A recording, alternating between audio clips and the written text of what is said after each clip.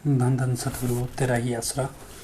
आप देख रहे हैं फेथ वर्सेस वर्डिक्ट। मैं डॉक्टर मोहित इंसान, परम पूजनीय संत डॉक्टर गुरमीत राम रहीम सिंह जी इंसान के अनुयायी, उनकी सोच व सच्चाई इस प्रोग्राम के माध्यम से आप सभी देखते, जानते व परखते हैं। तो आप सबका आज के इस लाइव डिस्कशन में बहुत बहुत स्वागत है जी। धन धन सतगुरु तेरा ही आसरा।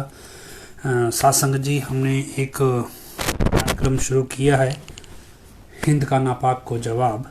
और इस कार्यक्रम के जरिए हम बहुत सारी चीज़ें आपको दिखाएंगे और किस तरह से श्याम अस्थाना जी महाराज ने जो वचन किए थे कि काल फकीर की निशानी रहने नहीं देगा और फकीर का बालक यानी शिष्य मिटने नहीं देगा, उसे ख़त्म नहीं होने देगा। तो उस तर्ज के ऊपर हम ये कार्यक्रम अब शुरू करेंगे भी, कैसे एक एक करके जो चीज़ ख़त्म करने की कोशिश इस जुपी वाले बहरूपीय जुपिटर बाबा के जरिए हुई है।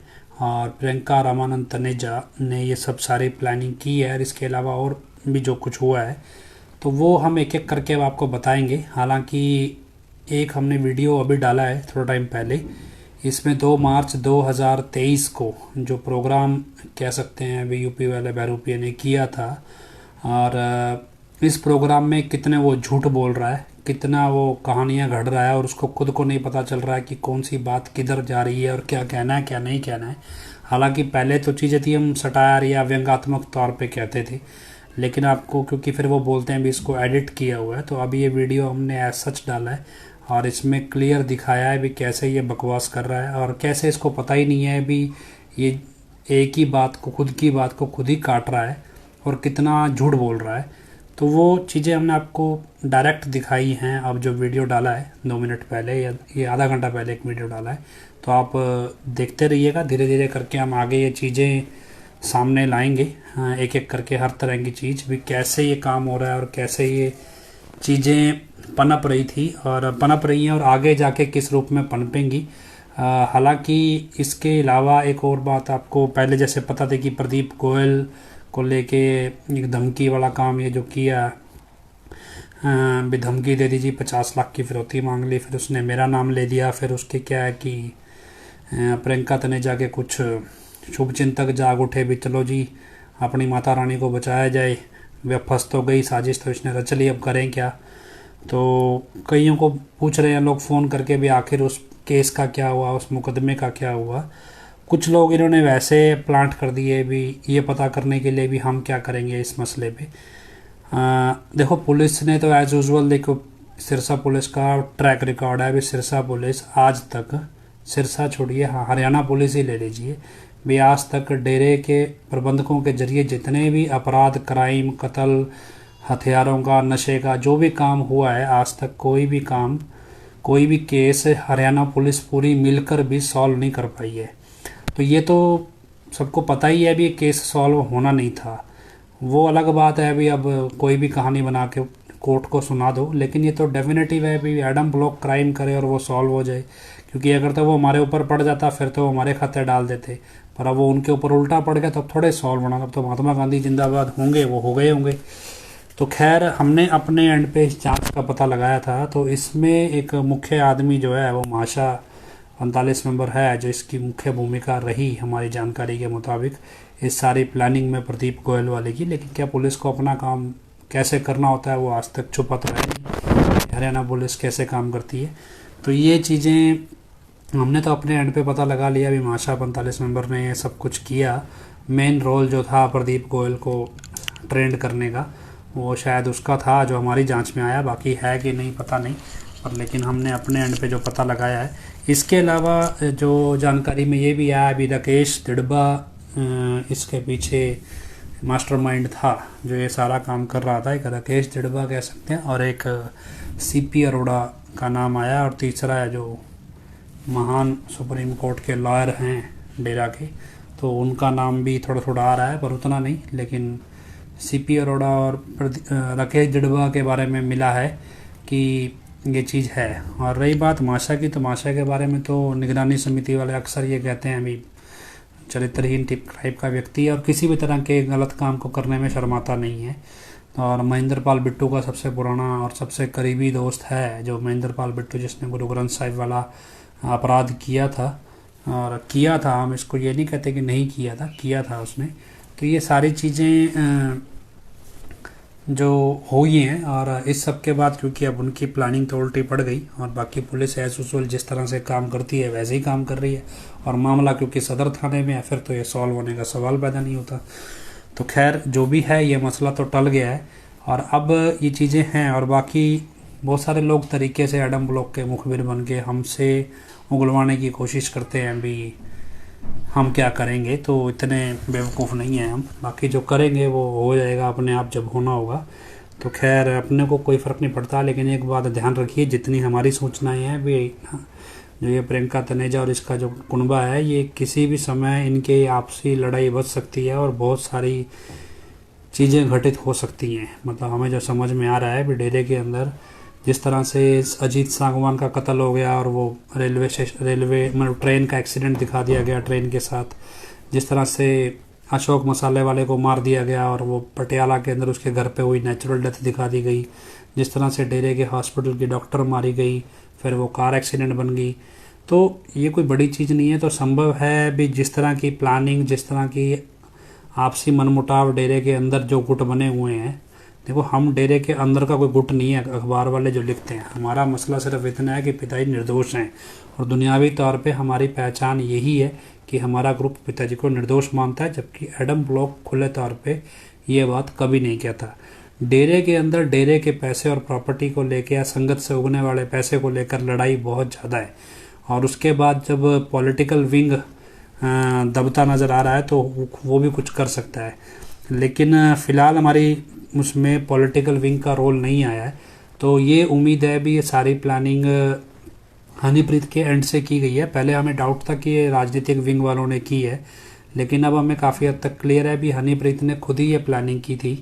राजनीतिक विंग का रोल इतना नहीं आया जितना हमने पड़ताल की है, और क्योंकि राजनीतिक विंग अब राजस्थान में सक्रिय है, और ये जानकारी भी मिली है भी कल जो बीजेपी का एक प्रत्याशी है राजस्थान में चुनाव लड़ने वाला, तो उसके मतलब उसका कोई पैलेस है, मैरिज पैलेस जो भी उसका कोई ग्राउंड है, तो वहाँ पे कल का तथाकथित भंडारा जो इन्होंने बनाना है वो तो राजनीतिक मीटिंग है, एक तरह से सौदेबाजी है संगत के वोटों की। तो वो तरीके से गंगानगर में कल एक बीजेपी का कोई नेता है उसके किसी ग्राउंड में प्रोग्राम होना है, और वो ऑब्वियसली काम तो बीजेपी के लिए करना है, बस ये कि सौदेबाजी कौन होगी। तो उसमें जगजीत सिंह जो है तथा कथित सीनियर वाइस चेयरमैन डेरा सच्चा सौदा, तो वो पूरा एक्टिव है। आज राजस्थान की सड़कों पे जितने हमारे पास वीडियोज़ आए हैं, आज जगह जगह सड़कों पे जाके वो सेटिंग बिठाता फिर रहा है में कैसे काम करना है और किस तरह से सौदेबाजी करनी है। तो मसला क्या है कि जिसे वो भंडारा समझ रहे हैं आप, वो भंडारा नहीं है, वो एक आपकी वोटों की सौदेबाजी है, जो बीजेपी प्रत्याशी की प्रॉपर्टी के अंदर इकट्ठे होके आप वो सौदेबाजी का हिस्सा बनेंगे। उसके अलग बात है भी उसके दिए हुए पैसों से आपको कोई देसी घी या किसी चीज़ के लड्डू मिल जाएं जिसे आप यूपी वाले के समुंदर समझ बैठें, वो अलग बात है। पर ये मसला है। अब हमारे एंड पे हमें क्या करना चाहिए क्या नहीं करना चाहिए, तो एक कार्यक्रम देखो, कानूनी चीज़ें जो चल रही हैं वो कोर्ट का मसला क्या है अभी। कोर्ट में तो क्या है अभी, आप समझ लो पिताजी कहते थे कि न्याय की कलम, कुर्सी पे बैठ के अन्याय की कलम चलाएं, तो कोर्ट तो क्या है ढकोसला चल रहा है। अगर आप सोचो भी कल को भी पंचकुला दंगा या सब कुछ जो भी ये सब कुछ हुआ 25 अगस्त 2017 को भी, ये कभी सॉल्व होगा या नहीं होगा। फिलहाल जो हाई कोर्ट और निचली कोर्ट जो भी काम कर रही है, क्योंकि पंचकुला दंगे को लेकर एक भी चीज़ कोर्ट में पुलिस साबित कर नहीं पाई है, और कोर्ट ने जो क्राइम किया है, हम लिटरली ये बात बोलते हैं भी हाई कोर्ट के ऑर्डर के जरिए जो क्राइम हुआ है, उस ऑर्डर को छुपाने के लिए हाई कोर्ट अपनी नौटंकी जारी रखी हुई है, और उसमें उसको डरा डरा के एडम ब्लॉक वाले पैसे ऐंठते रहते हैं। तो ये चीज़ें चल रही हैं। अब उसमें जब धंधे में सभी शामिल हैं तो आप उम्मीद किससे करोगे, जिसको कलम चला के न्याय देना है, जो वही धंधे का हिस्सा है, तो फिर आप उससे न्याय की उम्मीद कर नहीं सकते। तो ऐसे में चलते रहिए जो भी है। लेकिन इस सब के बीच हमने फेथ वर्सेस वर्डिक्ट की तरफ से एक सुमरन अभियान शुरू किया है, और वो सुमरन अभियान में सुबह 3 से 3:30 और शाम को 9:30 से 10 ये मिनिमम टाइम रखा गया है। इस टाइम पे मतलब सुमन करना ही करना है, और इसके अलावा अगर ज़्यादा समय आप दे सकते हैं तो ज़्यादा ज़रूर दीजिए। एक ग्रुप्स भी बनाए गए हैं, उसमें जो लोग, कुछ लोगों ने सिमरन करने के ग्रुप्स बनाए हैं, तो उसमें आप ऐड हो सकते हैं। तो उसके लिए आप रवि नड्डा जी हैं, उनसे संपर्क कर लें, वो उन्होंने ग्रुप बनाए हैं भी। अगर आप कोई रेगुलर सिमरन कर रहे हैं, क्योंकि उसमें कुछ नियम रखे गए हैं, तो कुछ भाई बहनों ने बनाए हैं मिलके, तो आप उसमें जुड़ के कर सकते हैं। इसके अलावा कोई सवाल आपका फिर भी, क्योंकि काफ़ी टाइम से सवाल नहीं लेने, तो सवाल अबोहर की सात संगत गंगानगर जा रही है कल के प्रोग्राम में, तो अपनी चिल्लम खुराना सुप्रीम कोर्ट, अरे वो तो क्या है कि पैसे दो, मेंबरशिप ले लो। जब करना तो वहाँ पे मुंशीगिरी है, वो तो फाइलें लेके पीछे खड़े होना है, तो करना तो कुछ है ही नहीं। वो तो मेंबरशिप तो चाहे आप क्या राष्ट्रपति भवन जाके वहाँ का आई कार्ड भी बन जाएगा। दुनिया भर के एसोसिएशंस हैं पूरे इंडिया में, वर्ल्ड में। पैसे खर्चो, किसी मर्जी एसोसिएशन की मेंबरशिप ले लो, उसमें कौन सा कोई क्वालिफिकेशन देखी जाती है। वकील होना चाहिए, चाहे आप मतलब वकील बन के आपने कभी कोर्ट की शक्ल भी ना देखी हो, तो भी आप सुप्रीम कोर्ट के मेंबर बन सकते हैं बार के। हाँ, तो कोई बड़ी बात नहीं है, पर ये है कि इसको अचीवमेंट मान लेना ये बेवकूफ़ी है। पर हाँ, अगर कोई मेंबरशिप ले रहा है और सिर्फ इसलिए भी वो उसने बिना पढ़े डिग्री ले ली है और उसके बाद वो ये दिखाना चाहता है कि मैं बड़ा वकील बन गया, वो कोई बड़ी बात नहीं है। ऐसे वहाँ पे हज़ारों वकील है जो मेंबरशिप लिए बैठे हैं, और उसका सिर्फ एक ही बेनिफिट है, अभी जल्दी जल्दी इनको कोई पुलिस वाला जांच में ना बुलाए। क्योंकि बहुत सारे लोग वकालत कर लेके बार का मेंबर इसलिए बनते हैं ताकि बार का बैकअप लेके वो अपने अपराध को जल्दी जल्दी पुलिस की निगाह में ना आने दें, और बार की सपोर्ट से पुलिस जल्दी जल्दी उन पे हाथ नहीं डालती है। तो ये कॉमन प्रोसेस है एक किसी भी वकील का एक अपराध से बचने के लिए।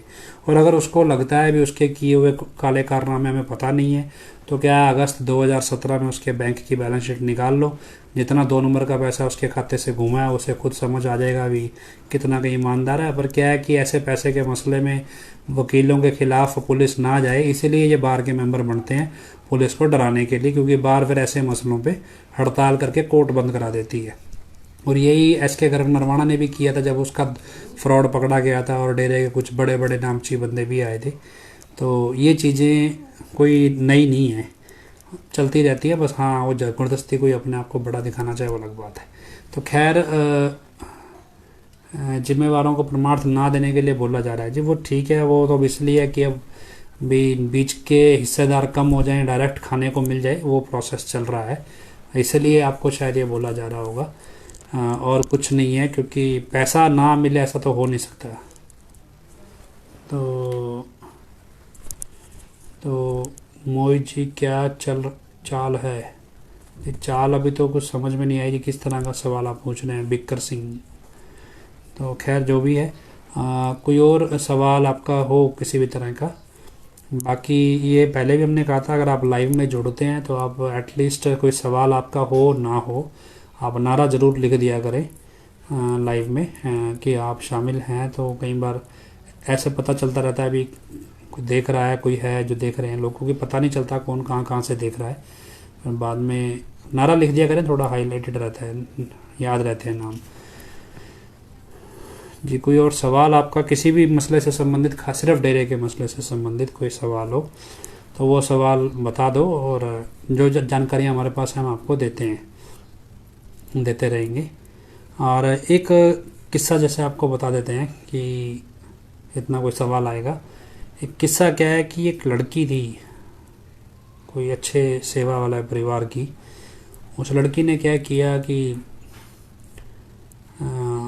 मतलब पिताजी जैसे समझाया करते हैं भी ये लड़कीबाजी के, लड़के के चक्कर में नहीं पड़ना है, तो ऐसे वो किसी लड़के के चक्कर में फंस गई। उसकी शादी हो गई मजबूरी में, कह सकते हैं। आगे लड़का आगे चल के किसी और के चक्कर में फंस गया। तो और उसके बाद जब उस लड़की को पता चला कि मेरा हस्बैंड किसी और के चक्कर में फंस गया, तो वो लड़की परेशान हो गई, सुसाइड करने लगी वगैरह वगैरह। और इस सारे मसले में पिताजी से, सेवा से, सबसे वो दूर होते चले गए और अपने इन मसलों में घूम गए। आज जब सारी चीज़ें उलझ गई आज अगर वो परिवार, क्योंकि इन सारे दौर में जितने भी लोग शामिल हुए इस सारे उलझन में, सारे मतलब जैसे कह लो ना वीआईपीज कह लो या बड़े सेवादार कह लो, उनके परिवार कह लो, इस तरह के लोग शामिल थे इस सारे मसले में। ऐसे में क्या हुआ, अभी अब सारे आज कहीं भी यार पिताजी ने, हम तो पिताजी का पक्ष लेना चाहते थे लेकिन हम तो आपसी मसलों में उलझ गए और ये सब कुछ हो गया, तो और ऐसे में पिताजी को भी हमारी सुननी चाहिए वगैरह वगैरह। तो ये सब सारी चीज़ें होती हैं। ऐसे में मतलब बहुत सारे परिवार ऐसे हैं जो इस तरह की चीज़ों में उलझे हुए हैं। क्योंकि एक बार एक किस्सा और हमारे सामने आया था, अभी एक कोई दिल्ली की लड़की थी और अक्सर वो थोड़ी मॉडर्न तरीके से रहती थी, डिज़ाइनर कपड़े पहनती थी, पैसे वाली थी, लेकिन जब वो डेरे में सेवा में आती तो बड़े श्रद्धा से सेवा में आती थी। और एक दिन डेरे के किसी खास सेवादार ने उसे एडम ब्लॉक के अंदर ही छेड़ दिया। तब भी वो लोग, और जिसने छेड़ा वो शादीशुदा था और अपने आप में बड़ा 30 मार खा था। और उस लड़की ने, क्योंकि वो बोल्ड थी, और उसने कान पे दे दिया एक उसके, या सुना दी उसे, जैसे भी कहें।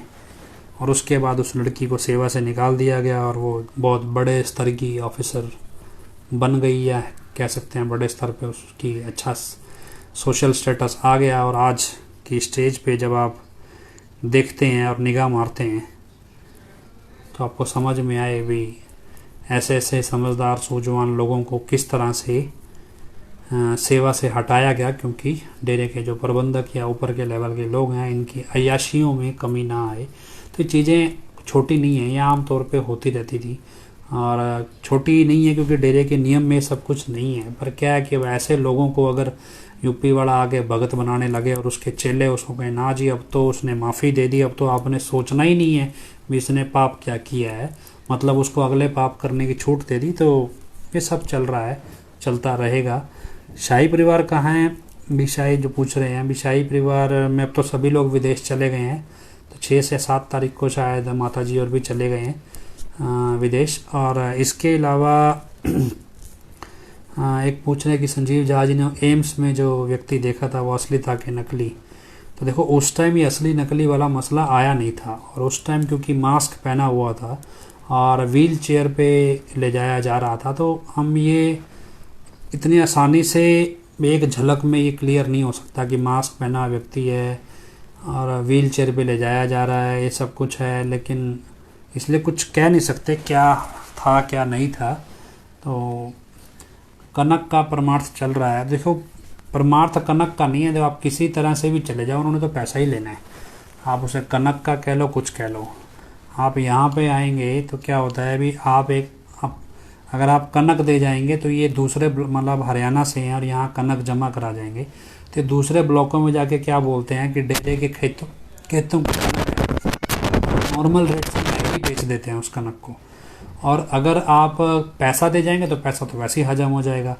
तो खैर क्योंकि डेरे में ना तो उतनी संगत आ रही है ना ही उतना लंगर बन रहा है, और क्योंकि स्कूल हॉस्पिटल्स का जो खाना है उसके पैसे तो ग्राहकों से और बच्चों से वसूल ही लिए जाते हैं। अब डेरे के अंदर खुले तौर पे अगर आप वैसे भी खुले दिन में आ जाएंगे तो भी आपको लंगर एक दिन से ज़्यादा नहीं मिलता है। तो अब डेरा वैसा नहीं है भी आप जब मर्जी आएंगे आपको लंगर मिल जाएगा। हाँ अगर आप एडम ब्लॉक के चापलूस हैं या फिर उनकी खातिरदारी करते रहते हैं तो आपको शायद मिल जाए, वो भी 1 या 2 लंगर, इससे ज़्यादा नहीं। पर पहले जैसे था अभी 24 घंटे में आप कभी भी आएँ, आप दूर से आएँ, आपको लंगर मिलेगा ही मिलेगा। अब वैसा नहीं है, और अगर आ भी जाएगा आपको मिल भी जाएगा तो 1 दिन से ज़्यादा नहीं, मतलब 1 या 2 बार ही मिलेगा, और उसके बाद आपको कहा जाएगा भी आप चले जाओ, यहाँ पे आप रुक नहीं सकते। क्योंकि अब जितना भी पैसा बचाया जाता है वो सब हनीप्रीत को या उसके जितने सहयोगी हैं वो सारा पैसा विदेशों में उनकी प्रॉपर्टियां बनाने में इन्वेस्ट हो रहा है या इंडिया में इन्वेस्ट हो रहा है जगह जगह। तो एक किसी ने जानकारी दी थी भी डेरा शायद अमृतसर के अंदर कोई ज़मीन खरीद रहा है या खरीद चुका है, अभी कितनी सच्चाई है मालूम नहीं, घूमते फिरते खबर हमारे पास आई है पर कुछ पता नहीं है। और हो सकता है भी उस ज़मीन पे डेरा बनाने के नाम पे वो संगत को भेजे और वहाँ पे कोई दंगा वगैरह करवाए। तो अभी ये हमें पता नहीं है भी वास्तव में ज़मीन खरीदी है या नहीं खरीदी है, लेकिन किसी ने ये बताया है। अब वो इतना स्पेसिफिक नहीं है कि फिर भी अगर आपकी जानकारी किसी की हो भी अमृतसर में ज़िले में क्या किसी तरह की इस तरह की ज़मीन की खरीद की कोई बात आई है, क्योंकि डेरा की जो मैनेजमेंट है वो पूरी कोशिश कर रही है भी किसी भी तरह पंजाब में दंगा करवाया जाए धर्म के नाम पे, जबकि वो हालांकि इनका एक जो मोहरा है वो फेल हो गया है। तो ऐसे में ये चीज़ आप ध्यान रखना। हाँ, कितनी सच्चाई है पता नहीं, किसी को भी जानकारी मिले तो इसकी जानकारी ज़रूर दीजिएगा। और इसके अलावा और कोई सवाल आपका हो? और कोई सवाल मुझे दिखाई नहीं दे रहा, फिर भी कोई सवाल आपका हो तो बताइएगा।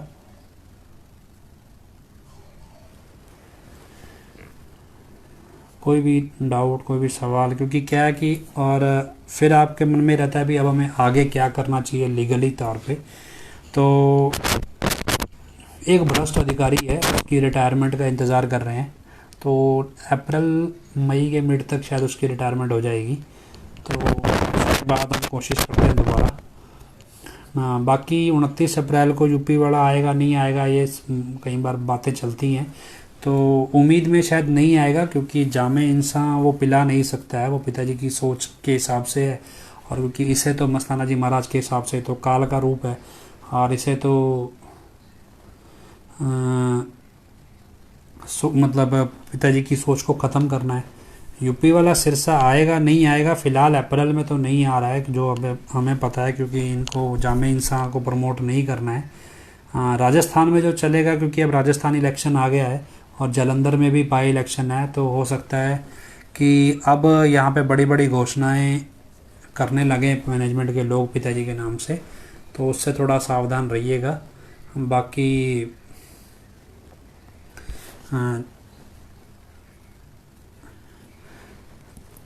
क्या होता है वो आप सबको पता ही है, भी ठगी जिस तरह चलती है वोटों के नाम पे। तो खैर जो भी है, सवाल मुझे लगता है कोई ऐसा आ नहीं रहा है। तो बहन वीरपाल कौर रहते हैं हमारे साथ पंजाब से, तो पंजाबी भाषा में थोड़ा ज़्यादा बेटर हम बताते हैं,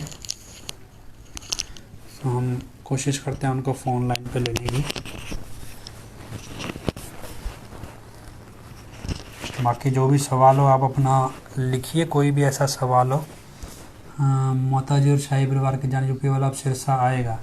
देखो सिरसा आएगा नहीं आएगा, वो आएगा भी कि नहीं आएगा, क्योंकि अब उसका एक साथी तो चला गया, तो अब लड़ने किससे आएगा पता नहीं। पहले तो बड़ा बोलता था छाती पे पैर रख के जाऊंगा पंजाब की, लगता है उसकी छाती के ऊपर पैर रखा गया, तो पता नहीं, बाकी समय बताएगा।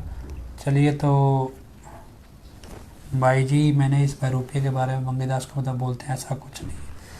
देखो उनको क्या है, उनको अपना हिस्सा मिल रहा है, एक बिजनेस मॉडल इस्टेब्लिश हो गया है, और उसमें बंगीदास से लेके ऊपर तक हिस्सा मिलता है, ताकि वो आपसे पैसा लूट के उनको दे सकें। तो यही चल रहा है, चलता रहना है। बाकी कब सच आएगा सामने, उसके लिए प्रयास करते रहें। तो बहन वीरपाल का हमारे साथ फ़ोन लाइन पे आ गए, तो हम वो सुनते हैं। हाँ जी बहन जी। हाँ जी बोलो जी। लगता है मुझे आवाज़ नहीं जा रही। हाँ जी बोलो बहन जी।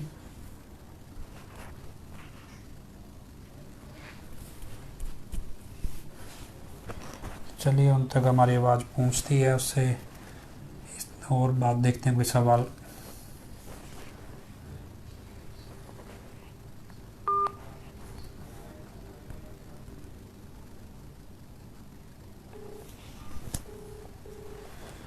और कोई भी सवाल आपका हो तो शायद देखते हैं। हाँ जी बहन जी, आवाज़ आ रही है?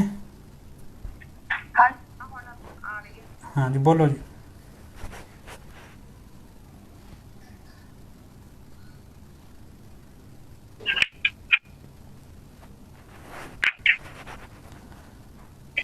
धन धन सतगुरु तेरा यात्रा। आवाज आ रही है बेटे मेरी? हाँ जी हाँ जी बोलो जी। हाँ, बहुत ही प्यारे सतगुरु जी दी प्यारी प्यारी साध संगत जी, धन धन सतगुरु तेरा यात्रा। गुरु प्यारी साध संगत जी, इतिहास इस गल का हमेशा गवाह रहा है कि बुराई नूं खत्म करके ही हमेशा सच्चाई की जित होंदी है। पहला जिन्ने भी इतिहास है उत्थे आपां देखिया, अगर श्री रामचंद्र जी ने जदों रावण रूपी बुराई नूं खत्म किया तां ही उन्हां दी जित हुई। पांडवां ने जदों कौरव रूपी बुराई नूं खत्म किया तां ही उन्हां दी जित हुई। तां इसे तरह श्री कृष्ण भगवान जी ने जदों कंस नूं खत्म किया सी तां ही उन्हां दी जित हुई सी। ते हुण भी आपां जे देखीए ਤਾਂ ਡੇਰੇ ਦੇ ਅੰਦਰ ਜੋ ਐਡਾ ਵੱਡਾ ਬੁਰਾਈ ਦਾ ਪਹਾੜ ਖੜਾ ਹੋ ਗਿਆ, ਜਦੋਂ ਤੱਕ ਇਸ ਬੁਰਾਈ ਦੇ ਪਹਾੜ ਦਾ ਖਾਤਮਾ ਨਹੀਂ ਹੁੰਦਾ ਉਦੋਂ ਤੱਕ ਸੱਚ ਦੀ ਜਿੱਤ ਨਹੀਂ ਹੋ ਸਕਦੀ। ਮਤਲਬ ਗੁਰੂ ਪਿਤਾ ਜੀ ਉਦੋਂ ਤੱਕ ਸੱਚ ਦਾ ਡੰਕਾ ਨਹੀਂ ਵਜਾ ਸਕਦੇ ਜਦੋਂ ਤੱਕ ਜਿਹੜੀ ਇਹ ਸਾਰੀ ਬੁਰਾਈ ਖਤਮ ਨਹੀਂ ਹੋ ਜਾਂਦੀ। ਗੁਰੂ ਪਿਤਾ ਜੀ ਨੇ ਇੱਕ ਵਾਰੀ ਸਤਸੰਗ ਦੇ ਵਿੱਚ ਵਚਨ ਵੀ ਕੀਤੇ ਸੀ ਕਿ ਵੈਸੇ ਤਾਂ ਇੱਕ ਦਿਨ ਦੁਨੀਆ ਤੋਂ ਜਿਹੜੀ ਇਹ ਬੁਰਾਈ ਖਤਮ ਜ਼ਰੂਰ ਹੋਵੇਗੀ, ਪਰ ਅਗਰ ਸਾਰੀ ਸੰਗਤ ਇਹ ਅਰਦਾਸ ਕਰਿਆ ਕਰੇ ਕਿ ਹੇ ਸਤਿਗੁਰ ਆਪ ਆਪਣੀ ਦਇਆ ਨੇ ਰਹਿਮਤ ਨਾਲ ਇਸ ਸੰਸਾਰ ਤੋਂ ਬੁਰਾਈ ਜਲਦੀ ਖਤਮ ਕਰੋ, ਤਾਂ ਬੁਰਾਈ ਜਲਦੀ ਖਤਮ ਹੋ ਸਕਦੀ ਹੈ। ਗੁਰੂ ਪਿਤਾ ਜੀ ਨੇ ਇਹ ਵਚਨ ਕੀਤੇ ਸੀ, ਤਾਂ ਇਸੇ ਕਰਕੇ ਸਾਨੂੰ ਵੀ ਗੁਰੂ ਪਿਤਾ ਜੀ ਦੇ ਇਹਨਾਂ ਵਚਨਾਂ ਨੂੰ ਜ਼ਰੂਰ ਮੰਨਣਾ ਚਾਹੀਦਾ ਹੈ। ਜਦੋਂ ਵੀ ਅਸੀਂ ਸਿਮਰਨ ਕਰਦੇ ਹਾਂ ਤਾਂ ਕੋਸ਼ਿਸ਼ ਕਰਿਆ ਕਰੋ, ਆਪਾਂ ਇਹ ਅਰਦਾਸ ਵੀ ਨਾਲ ਜ਼ਰੂਰ ਕਰਿਆ ਕਰੋ ਕਿ ਸਤਿਗੁਰ ਜ਼ਰੂਰ ਜਿਹੜੀ ਸਾਰੇ ਸੰਸਾਰ ਤੋਂ ਜਲਦੀ ਬੁਰਾਈ ਖਤਮ ਕਰੋ, ਤੇ ਨਾਲ ਇਹ ਵੀ ਅਰਦਾਸ ਕਰਦਿਆ ਕਰੋ ਕਿ ਇਹ ਸਤਿਗੁਰ ਜੋ ਬੁਰਾਈ ਦਾ ਪਹਾੜ ਇੰਨਾ ਵੱਡਾ ਬੁਰਾਈ ਦਾ ਪਹਾੜ ਸਾਡੇ ਡੇਰੇ ਦੇ ਅੰਦਰ ਖੜਾ ਹੋ ਗਿਆ, ਉਸ ਬੁਰਾਈ ਦੇ ਪਹਾੜ ਨੂੰ ਜਲਦੀ ਜਿਹੜਾ ਆ ਕੇ ਤੁਸੀਂ ਚਕਨਾਚੂਰ ਕਰੋ ਤੇ ਸੱਚ ਦਾ ਡੰਕਾ ਵਜਾਓ। ਤਾਂ ਜ਼ਰੂਰ ਗੁਰੂ ਪਿਤਾ ਜੀ ਅਰਦਾਸ ਸੁਣਨਗੇ ਵੀ ਤੇ ਜਲਦੀ ਵਾਪਸ ਆਉਣਗੇ ਵੀ। ਇੱਕ ਗੁਰੂ ਪਿਆਰੀ ਸਾਧ ਸੰਗਤ ਜੀ ਭੈਣਾਂ ਜਾਂ ਕਿਸੇ ਬਾਈਆਂ ਦੇ ਫੋਨ ਆਉਂਦੇ ਤੇ ਇੱਕ ਸਮੱਸਿਆ ਹੋਰ ਵੀ ਉਹ ਸਾਂਝੀ ਕਰਦੇ ਆ ਕਿ ਕਈ ਪਰਿਵਾਰ ਇਹੋ ਜਿਹੇ ਆ ਜਿਨ੍ਹਾਂ ਦੇ ਵਿੱਚ ਭੈਣਾਂ ਸਿਮਰਨ ਕਰ ਰਹੀਆਂ ਲਗਾਤਾਰ, ਤੇ ਇਸੇ ਕਰਕੇ ਭੈਣਾਂ ਨੂੰ ਜਿਹੜਾ ਯੂਪੀ ਵਾਲਾ ਬਹਿਰੂਪੀ ਆ ਉਹਦੀ ਸੱਚਾਈ ਦਾ ਪਤਾ ਹੈ ਤੇ ਅਸਲੀ ਗੁਰੂ ਪਿਤਾ ਜੀ ਮਤਲਬ ਦੀ ਸੱਚਾਈ ਦਾ ਪਤਾ ਹੈ, ਨਕਲੀ ਵਾਲੇ ਦੇ ਨਕਲੀ ਬਹਿਰੂਪੀਏ ਦਾ ਵੀ ਪਤਾ ਹੈ। ਇਸੇ ਤਰ੍ਹਾਂ ਕਈ ਬਾਈ ਘਰਾਂ ਦੇ ਵਿੱਚ ਸਿਮਰਨ ਕਰਦੇ, ਉਹਨਾਂ ਬਾਈਆਂ ਨੂੰ ਪਤਾ ਹੈ, ਪਰ ਜੋ ਉਹਨਾਂ ਦੀਆਂ ਘਰ ਵਾਲੀਆਂ ਭੈਣਾਂ ਉਹ ਸਿਮਰਨ ਨਹੀਂ ਕਰਦੀਆਂ, ਉਹ ਜ਼ਿੰਮੇਵਾਰਾਂ ਦੇ ਮਗਰ ਲੱਗ ਕੇ ਯੂਪੀ ਵਾਲੇ ਦੇ ਭਗਤ ਬਣੀਆਂ ਹੋਈਆਂ। ਆਈ ਬਹੁਤ ਸਾਰੀਆਂ ਭੈਣਾਂ ਖੁਦ ਸਿਮਰਨ ਕਰਦੀਆਂ, ਉਹਨਾਂ ਨੂੰ ਸਤਿਗੁਰ ਅੰਦਰੋਂ ਹੀ ਅਹਿਸਾਸ ਕਰਵਾ ਰਿਹਾ, ਸੱਚ ਦੱਸ ਰਿਹਾ, ਤਾਂ ਉਹ ਗੁਰੂ ਪਿਤਾ ਜੀ ਨੂੰ ਸੱਚ ਮੰਨ ਕੇ ਆਪਣੇ ਗੁਰੂ ਪਿਤਾ ਜੀ ਸਿਰ ਭਗਤੀ ਕਰ ਰਹੀਆਂ, ਪਰ ਉਹਨਾਂ ਦੇ ਜੇ ਘਰ ਵਾਲੇ ਆ ਉਹ ਜ਼ਿੰਮੇਵਾਰਾਂ ਦੇ ਮਗਰ ਲੱਗ ਕੇ ਜਿਹੜੇ ਹੈ ਯੂਪੀ ਵਾਲੇ ਦੇ ਭਗਤ ਬਣੇ ਹੋਏ। ਤਾਂ ਕਈ ਭੈਣਾਂ ਤੇ ਬਾਈਆਂ ਨੇ ਜਦੋਂ ਫੋਨ ਆਉਂਦੇ ਆ ਤਾਂ ਉਹ ਗੱਲ ਸਾਂਝੀ ਕਰਦੇ ਆ ਕਿ ਸਾਡੇ ਘਰੇ ਪ੍ਰੋਬਲਮ ਚੱਲ ਰਹੀ ਹੈ ਜਾਂ ਇਹ ਸਮੱਸਿਆ ਚੱਲ ਰਹੀ ਹੈ। ਤਾਂ ਗੁਰੂ ਪਿਆਰੀ ਸਾਧ ਸੰਗਤ ਜੀ, ਗੁਰੂ ਪਿਤਾ ਜੀ ਕਹਿੰਦੇ ਹੁੰਦੇ ਸੀ ਹਰ ਸਮੱਸਿਆ ਦਾ ਇੱਕੋ ਹੀ ਹੱਲ ਹੈ ਕਿ ਅਸੀਂ ਸੱਚੇ ਦਿਲ ਨਾਲ ਆਪਣੇ ਸਤਿਗੁਰ ਦੇ ਅੱਗੇ ਅਰਦਾਸ ਕਰੀਏ। ਤੇ ਜਦੋਂ ਵੀ ਤੁਸੀਂ ਸਿਮਰਨ ਕਰੋ, ਖਾਸ ਕਰਕੇ ਬ੍ਰਹਮ ਮੁਹੂਰਤ ਦੇ ਸਮੇਂ ਜੋ ਵੀ ਅਸੀਂ ਅਰਦਾਸ ਕਰਦੇ ਹਾਂ ਬਹੁਤ ਜਲਦੀ ਉਹਦੀ ਜਿਹੜੀ ਸੁਣਵਾਈ ਹੁੰਦੀ ਹੈ। ਮੇਰਾ ਖੁਦ ਦਾ ਤਜਰਬਾ ਵੀ ਹੈ। ਅਗਰ ਤੁਸੀਂ ਬ੍ਰਹਮ ਮੁਹੂਰਤ ਦੇ ਸਮੇਂ ਜਦੋਂ ਸਿਮਰਨ ਕਰਦੇ ਆ ਤੇ ਜਦੋਂ ਗੁਰੂ ਪਿਤਾ ਜੀ ਅੱਗੇ ਤੁਸੀਂ ਇਹ ਅਰਦਾਸ ਵੀ ਕਰਿਆ ਕਰੋ ਵੀ ਜੇ ਕਿਸੇ ਭੈਣ ਦਾ ਘਰ ਵਾਲਾ ਜਿਹੜਾ ਹੈਗਾ ਯੂਪੀ ਵਾਲੇ ਦਾ ਭਗਤ ਹੈ ਤਾਂ ਉਹਦੇ ਲਈ ਅਰਦਾਸ ਕਰਿਓ ਕਿ ਇਹ ਸਤਿਗੁਰ ਜਿਹੜਾ ਮੇਰਾ ਪਰਿਵਾਰ ਆ ਉਹਨੂੰ ਸਤਬੁੱਧੀ ਬਖਸ਼ੋ, ਤਾਂ ਕਿ ਉਹ ਵੀ ਸੱਚ ਦੀ ਪਹਿਚਾਣ ਕਰ ਸਕੇ, ਸਿਰਫ ਔਰ ਸਿਰਫ ਆਪਣੇ ਸਤਿਗੁਰ ਨਾਲ ਉਹ ਜੁੜੇ, ਅਸਲੀ ਸਤਿਗੁਰ ਨਾਲ ਜੁੜੇ। ਤੇ ਆਈ ਜੇ ਕਈ ਵਾਰੀ ਕੋਈ ਬਾਈ ਹੈ ਉਹਨੂੰ ਸੱਚ ਦਾ ਪਤਾ ਤਾਂ ਉਹ ਜਦੋਂ ਸਿਮਰਨ ਕਰਦਾ ਤਾਂ ਉਹ ਜ਼ਰੂਰ ਇਹ ਅਰਦਾਸ ਕਰ ਲਿਆ ਕਰੇ ਆਪਣੇ ਪਰਿਵਾਰ ਵਾਸਤੇ ਵੀ ਜੋ ਮੇਰੇ ਪਰਿਵਾਰ ਨੂੰ ਸਤਬੁੱਧੀ ਨੇਕ ਅਕਲ ਬਖਸ਼ੋ, ਕਿਉਂਕਿ ਗੁਰੂ ਬਹੁਤ ਦਿਆਲੂ ਹੈ। ਸਤਿਗੁਰ ਤਾਂ ਦਿਆਲਤਾ ਦਾ ਸਮੁੰਦਰ ਹੈ। ਉਹਦੇ ਅੱਗੇ ਜਦੋਂ ਵੀ ਅਸੀਂ ਕੋਈ ਅਰਦਾਸ, ਖਾਸ ਕਰਕੇ ਉਹਦਾ ਭਗਤ ਜਦੋਂ ਉਹਦੇ ਅੱਗੇ ਕੋਈ ਅਰਦਾਸ ਕਰਦਾ ਤਾਂ ਗੁਰੂ ਪਿਤਾ ਜੀ ਜ਼ਰੂਰ ਮਨਜ਼ੂਰ ਕਰਦੇ ਆ। ਤੇ ਬਾਕੀ ਆਪਾਂ ਵੀ ਜ਼ਿਆਦਾ ਤੋਂ ਜ਼ਿਆਦਾ ਸੰਗਤ ਦਾ ਜਿਹੜਾ ਭਲਾ ਹੀ ਕਰਨਾ ਹੈ, ਚਾਹੇ ਉਹ ਕਿਸੇ ਵੀ ਰੂਪ ਦੇ ਵਿੱਚ ਕਰੀਏ। ਆਪਾਂ ਆਪਦੇ ਪਰਿਵਾਰ ਦਾ ਚਲੋ ਘੱਟੋ ਘੱਟ ਭਲਾ ਜ਼ਰੂਰ ਕਰੀਏ। ਤਾਂ ਜਦੋਂ ਅਸੀਂ ਆਪਣੇ ਗੁਰੂ ਪਿਤਾ ਜੀ ਅੱਗੇ ਅਰਦਾਸ ਕਰਾਂਗੇ ਵੀ ਇਹ ਸਤਿਗੁਰ ਤੇ ਮੇਰੇ ਪਰਿਵਾਰ ਦੇ ਮੈਂਬਰਾਂ ਤੇ ਰਹਿਮਤ ਕਰੋ, ਇਹਨਾਂ ਨੂੰ ਸਤਬੁੱਧੀ ਨੇਕ ਅਕਲ ਬਖਸ਼ੋ, ਤਾਂ ਕਿ ਉਹ ਸੱਚ ਝੂਠ ਦੀ ਪਹਿਚਾਣ ਕਰ ਸਕਣ। ਤਾਂ ਗੁਰੂ ਪਿਆਰੀ ਸਾਧ ਸੰਗਤ ਜੀ, ਇਹਦਾ ਦੂਰਾ ਫਾਇਦਾ ਹੋਊਗਾ ਆਪਾਂ ਨੂੰ ਵੀ। ਜਿਵੇਂ ਕਹਿੰਦੇ ਨਾ ਨਾਲੇ ਪੁੰਨ ਤੇ ਨਾਲੇ ਫਲੀਆਂ, ਮਤਲਬ ਜਦੋਂ ਮਾਲਕ ਉਹਨਾਂ ਨੂੰ ਸਤਬੁੱਧੀ ਨੇਕ ਅਕਲ ਬਖਸ਼ ਦੇਵੇਗਾ ਤਾਂ ਉਹ ਸੱਚ ਨੂੰ ਪਹਿਚਾਣ ਲੈਣਗੇ, ਤਾਂ ਸੱਚ ਦਾ ਸਾਥ ਵੀ ਦੇਣਗੇ ਤੇ ਦੂਜਾ ਉਹ ਨਰਕਾਂ ਵਿੱਚ ਜਾਣ ਤੋਂ ਬਚ ਜਾਣਗੇ। ਕਿਉਂਕਿ ਮਹਾਂ ਸਿੰਘ ਦੀ ਤਰ੍ਹਾਂ ਜਦੋਂ ਆਪਣੀ ਗਲਤੀ ਦਾ ਅਹਿਸਾਸ ਕਰ ਲੈਣਗੇ ਤੇ ਗੁਰੂ ਪਿਤਾ ਜੀ ਦੀ ਜੋ ਅੱਛਾਈ ਤੇ ਸੱਚਾਈ ਤੇ ਬੁਰਾਈ ਦੀ ਜੋ ਜੰਗ ਚੱਲ ਰਹੀ ਹੈ ਕਾਲ ਤੇ ਦਿਆਲ ਦੀ, ਤਾਂ ਜ਼ਰੂਰ ਉੱਥੇ ਉਹ ਆਪਣੇ ਗੁਰੂ ਪਿਤਾ ਜੀ ਦਾ ਸਾਥ ਦੇਣਗੇ ਜਦੋਂ, ਤਾਂ ਉਹਨਾਂ ਨੂੰ ਮਾਫੀ ਵੀ ਜ਼ਰੂਰ ਮਿਲੂਗੀ। ਗੁਰੂ ਪਿਆਰੀ ਸਾਧ ਸੰਗਤ ਜੀ, ਆਪਾਂ ਹਰ ਤਰੀਕੇ ਨਾਲ ਸੰਗਤ ਨੂੰ ਸੱਚੇ ਸਤਿਗੁਰ ਨਾਲ ਕਿਸੇ ਨੂੰ ਤੋੜਨਾ ਨਹੀਂ।